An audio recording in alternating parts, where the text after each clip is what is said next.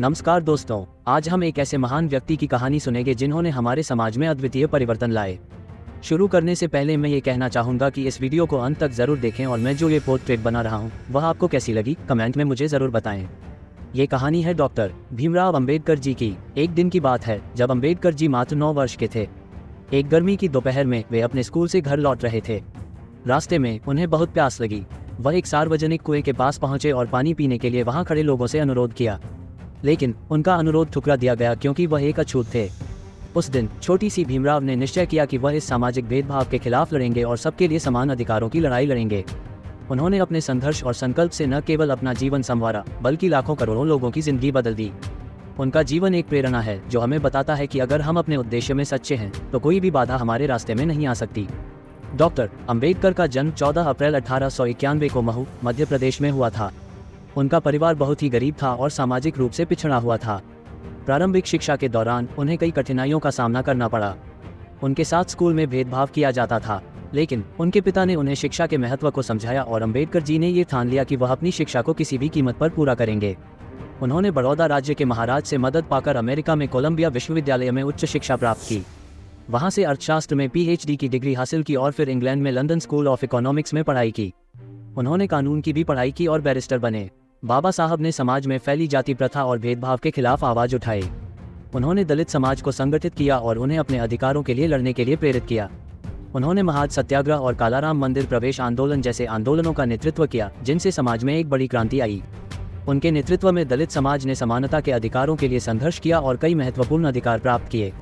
Doctor Ambedkar को स्वतंत्र भारत के पहले कानून मंत्री के रूप में नियुक्त किया गया और उन्हें भारतीय संविधान का मसौदा तैयार करने की जिम्मेदारी सौंपी गई। उन्होंने इस काम को बहुत ही निष्ठा और परिश्रम से पूरा किया। भारतीय संविधान दुनिया के सबसे विस्तृत और समावेशी संविधानों में से एक है, जिसमें सभी नागरिकों को समान अधिकार, स्वतंत्रता और न्याय की गारंटी दी गई है। संविधान में शामिल अनुसूचित जाति और अनुसूचित जनजाति के लिए आरक्षण प्रावधान उनके संघर्ष और दूरदर्शिता का परिणाम है। बाबा साहब ने शिक्षा को सामाजिक परिवर्तन का सबसे महत्वपूर्ण साधन माना। उनका मानना था कि शिक्षा के बिना कोई भी समाज प्रगति नहीं कर सकता। उन्होंने दलितों और अन्य पिछड़े वर्गों के लिए शिक्षा के अधिकार को महत्वपूर्ण मुद्दा बनाया। उन्होंने खुद भी अपनी शिक्षा पूरी करने के लिए कई संघर्ष किए और उच्च शिक्षा हासिल की ताकि वह समाज के कमजोर वर्गों के लिए एक उदाहरण प्रस्तुत कर सकें। डॉक्टर अंबेडकर ने 1956 में अपने लाखों अनुयायियों के साथ बौद्ध धर्म अपनाया। उनका ये कदम एक महत्वपूर्ण मोड़ था जिसने भारतीय समाज में एक नई जागरूकता और चेतना पैदा की। उन्होंने बौद्ध धर्म को इसलिए अपनाया क्योंकि यह धर्म समानता और मानवता के सिद्धांतों पर आधारित है। उनके इस निर्णय ने लाखों दलितों को नई दिशा और प्रेरणा दी। डॉक्टर अंबेडकर का योगदान केवल भारतीय समाज तक सीमित नहीं है, बल्कि उनकी विचारधारा और सिद्धांतों ने वैश्विक स्तर पर भी प्रभाव डाला है। उन्होंने सामाजिक न्याय, समानता और मानवाधिकारों के लिए जो संघर्ष किया वह आज भी प्रासंगिक है और हमें प्रेरित करता है।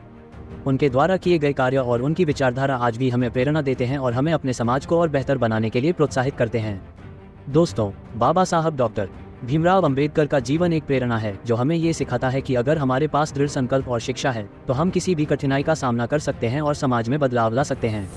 आज जब हम अपने हाथों में किताब और जेब में पेन रखते हैं तो हमें बाबा साहब के उन संघर्षों और उनके द्वारा दिलाए गए अधिकारों को याद रखना चाहिए।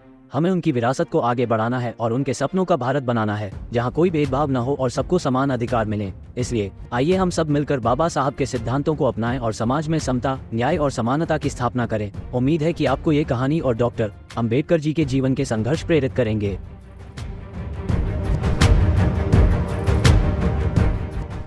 अगर आपको ये पोर्ट्रेट पसंद आए तो लाइक करके कमेंट में जरूर बताएं। साथ ही चैनल को भी सब्सक्राइब कर लीजिए। धन्यवाद। वीडियो के अंत में मैं ये संदेश देना चाहता हूँ, हमने पेड़ काट काट कर घर तो बना लिए पर भविष्य के बारे में नहीं सोचा। हम इतना तो कर ही सकते हैं कि भारत में एक नया नियम लाने के लिए सबको प्रेरित करें कि हर घर के सामने एक पेड़ अनिवार्य होना चाहिए। इस संदेश को इतना फैलाओ कि यह प्रधानमंत्री तक पहुँच जाए।